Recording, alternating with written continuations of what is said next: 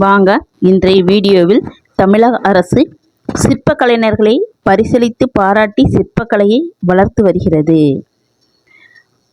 அவற்றை பற்றி தெரிந்து கொள்வோம்.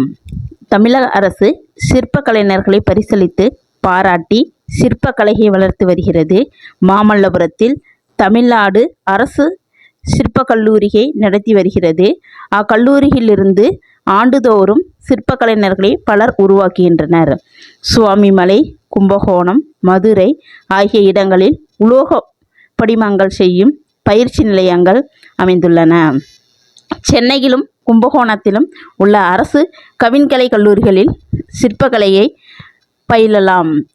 இக்கலைத்துறையில் மிகுதியான வேலைவாய்ப்புகள் உள்ளன.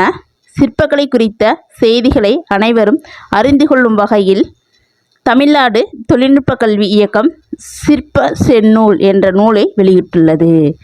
நன்றி, வணக்கம். நெக்ஸ்ட் வீடியோவில் பார்ப்போம். இந்த வீடியோ உங்களுக்கு பிடிச்சிருச்சுன்னா சப்ஸ்கிரைப் பண்ணுங்க, லைக் பண்ணுங்க, பெல் பட்டனை பிரஸ் பண்ணுங்க. இது போன்ற வீடியோக்கள் உடனுக்குடன் உங்களுக்கு வந்து சேரும். நன்றி, வணக்கம். தேங்க்யூ.